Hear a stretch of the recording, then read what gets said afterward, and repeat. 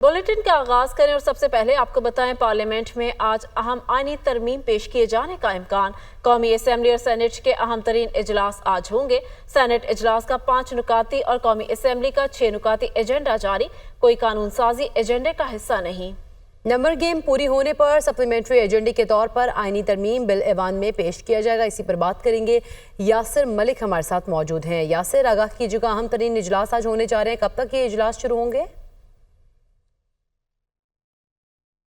देखिए, अगर बात की जाए कौमी असम्बली इजलास की तो 6 नकाती एजेंडा जो है वो कौमी असम्बली इजलास का जारी किया गया है और उसी एजेंडे को कंटिन्यू किया गया है जो जुम्मे के रोज़ कौमी असम्बली के इजलास में पेश किया गया था। एक तो तवज्जो दिलाओ नोटिस है, उसके साथ साथ वक्फा सवालात जो हैं वो एजेंडे में शामिल किए गए हैं।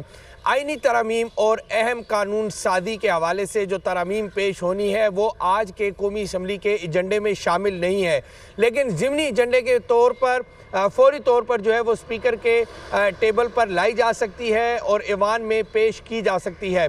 अरकान कौमी असम्बली जो हैं उनको हर सूरत आज के इजलास में अपनी हाज़िरी यकीनी बनाने की हदायत की गई है। और इसी तरह से अगर बात की जाए सेनेट इजलास की तो सेनेट इजलास का 5 नकाती एजेंडा जो है वो जारी किया गया है और सेनेटर्स जितने भी हैं उनको गुज़िश्ता रात ये पैगाम पहुंचाया गया है जो पार्लिमानी लीडर्स हैं उनकी जानिब से कि हर सूरत अपनी हाज़िरी जो है वो यकीनी बनाएं। और आज जो कानून साजी है, जो आईनी तरमीम पेश होनी है, उसके हवाले से उनको कहा गया है कि आज अपनी हाज़िरी जो है वो ऐवान के अंदर मुकम्मल रखनी है।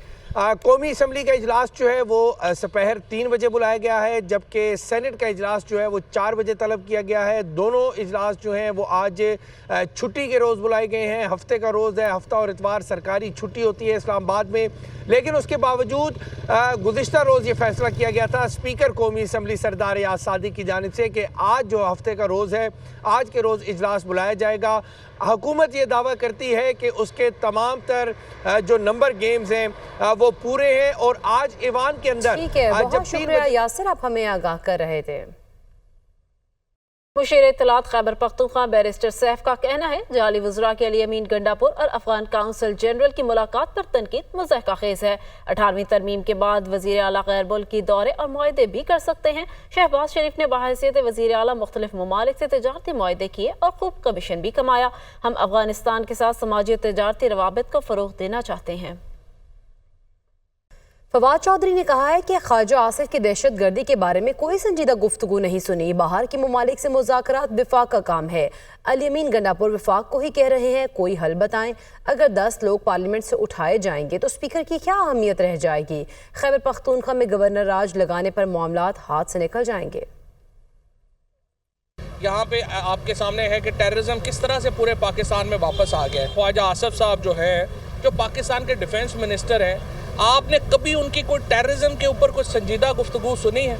बाहर के मुल्कों से जो मुज़ाकरात करने हैं वो वफाक ही का इख्तियार है। हम एक फेडरेशन है, लेकिन अली अमीन गंडापुर की अगर आप पूरी बात सुने तो वो ये कह रहे हैं कि वो वफाक ही को कह रहे हैं कि कोई हल बताएं। पार्लियामेंट हाउस से जाके पार्लियामेंटेरियंस को उठा लिया गया, मुझे जो है सुप्रीम कोर्ट से उठा लिया गया। तो आप देखें कि किसी इदारे की कोई इज्जत नहीं रह गई। गरीबों के बच्चे हैं, शहीद हो जाते हैं, एक बस ट्वीट हम कर देती है, प्राइम मिनिस्टर कर देता है कि जी बस अल्लाह अल्लाह खैर से अल्लाह, आगे चले जाते हैं। गवर्नर रूल का सोचना भी नहीं चाहिए खैबर पख्तूनख्वा में। अगर आपने गवर्नर रूल वहाँ पे लगाया, मामला हाथ से निकल जाएंगे। आप मेहरबानी करें, टेम्परेचर्स को नीचे लाएं। कैलकुलेशन ये है कि हमारी नंबर जो हैं पूरे हैं या नहीं हैं। पूरे होंगे तो बिल पास करेंगे, तो इसलिए इसमें आपको फिक्र की ज़रूरत ही नहीं है। और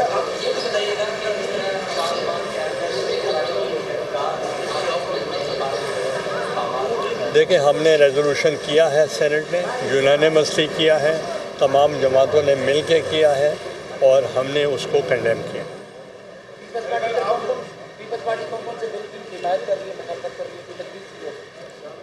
बिल सामने आएगा तो पता चलेगा।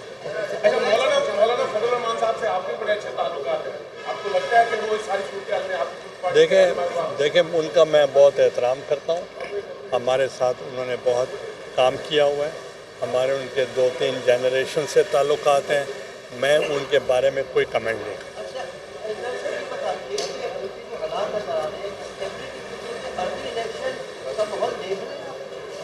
Election is not the answer, it will further complicate. तो इसलिए मैं समझता हूँ कि बेटर सेंस शुड प्रिवेल और तमाम जितने भी पॉलिटिकल फोर्सेस हैं उनको मिल के मुल्क के लिए सोचना चाहिए।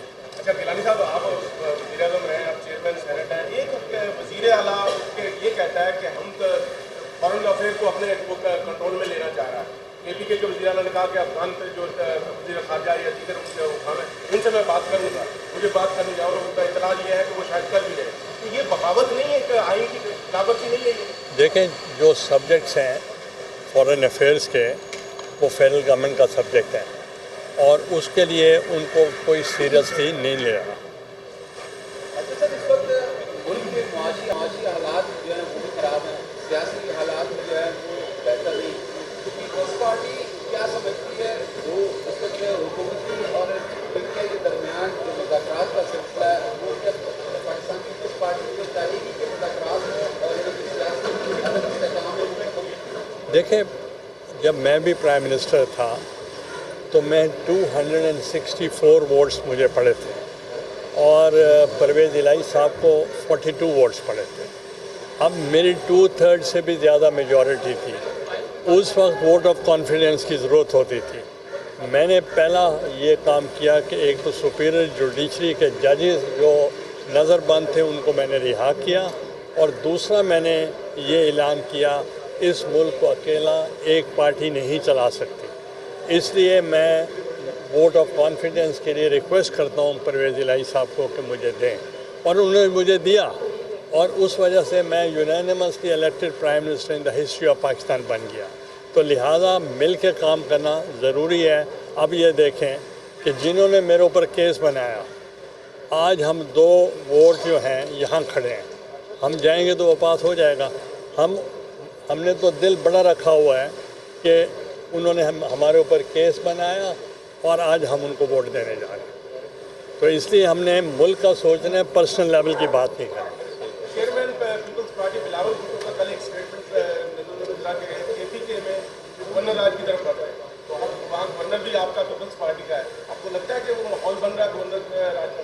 देखिए, मैं गवर्नर राज के हक़ में नहीं हूँ, तो ये तो उस वक्त के तकाज़ों के मुताबिक होगा कि क्या डिसीजंस होते हैं। That is the role of the government, not of the chairman senate. देखें, इस वक्त अगर अवाम मुतमैन होंगे तो हम भी मुतमैन होंगे, तो फिर हम अवाम के साथ हैं। तो इसलिए हम चाहेंगे कि माहौल बेहतर किया जाए। Thank you.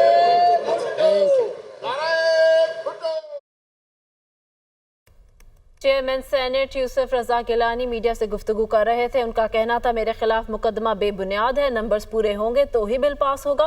कानून बनाना पार्लियामेंट का काम है, बिल पास होना कोई नई बात नहीं। मौलाना फजलुर रहमान सीनियर सियासतदान है, उनका बहुत एहतराम करता हूँ।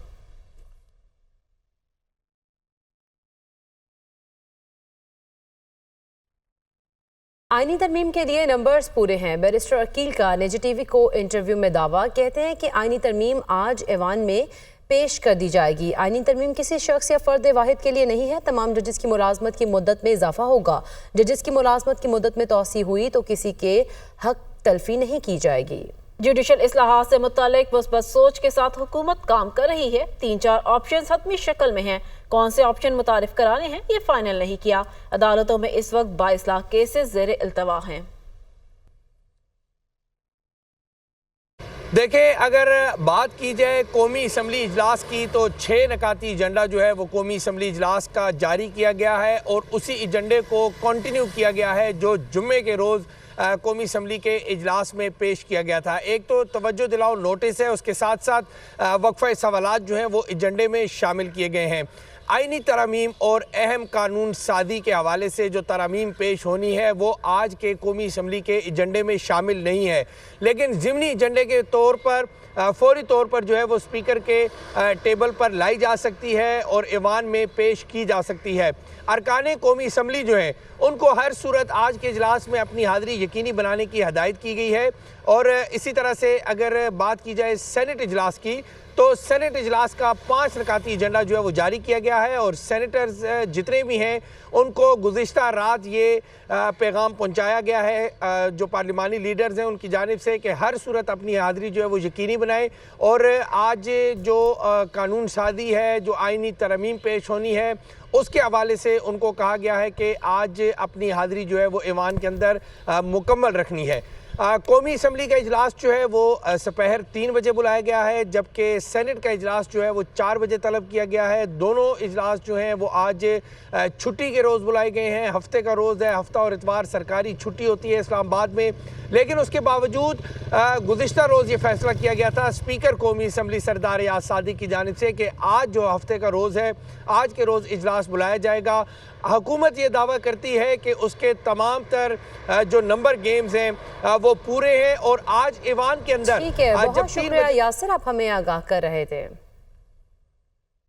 मुशीर इत्तलात खैबर पख्तूनख्वा बैरिस्टर सैफ का कहना है जाली वज़रा के अली अमीन गंडापुर और अफगान काउंसिल जनरल की मुलाकात पर तनकीद मुज़हक़ाखेज़ है।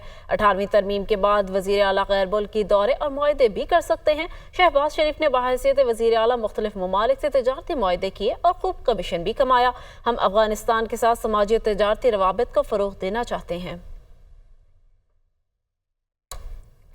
वज़ीर-ए-आज़म शहबाज शरीफ ने इलेक्ट्रिक व्हीकल्स के हवाले से जामे फाइनेंशियल मॉडल पेश करने की हिदायत कर दी है। कैपिटल डेवलपमेंट अथॉरिटी को इस्लामाबाद में बिजली पर चलने वाली पब्लिक ट्रांसपोर्ट के हवाले से प्लान तरतीब देने की भी हिदायत की गई है, जबकि वज़ीर-ए-आज़म ने इलेक्ट्रिक व्हीकल्स के इस्तेमाल के हवाले से इजलास में गुफ्तगू करते हुए कहा है कि ई व्हीकल्स की पॉलिसी के हवाले से सूबों, वफाकी इकाइयों और स्टेक होल्डर से मुशावरत की जाए। सरकारी स्कूलों के अच्छी कारकर्दगी दिखाने वाले तलबा में ई मोटर बाइक्स तकसीम की जाएं। हुकूमत बिजली से चलने वाली गाड़ियों की फ़रोग के लिए तरजीही इक़दाम उठा रही है। वज़ीर आला पंजाब ने पिंक सॉल्ट के एक्सपोर्ट पर पेशरफ्त के लिए जामिया प्लान तलब कर लिया। मरियम नवाज ने कारकुन वर्कर्स की सेफ्टी यकीनी बनाने की हिदायत कर दी। पंजाब में मादनियात के हसूल के लिए जदीद टेक्नोलॉजी के इस्तेमाल की तजावीज़ पर गौर। मरियम नवाज ने खाम पिंक सॉल्ट की बरामद पर पाबंदी के लिए इकदाम का हुक्म दे दिया। गिरां कदर मुल्की ज़खायर करोड़ियों के बाव बिक रहे हैं, बिकने नहीं देंगे। पाकिस्तान के पिंक सॉल्ट खजाने के मुतरादिफ हैं।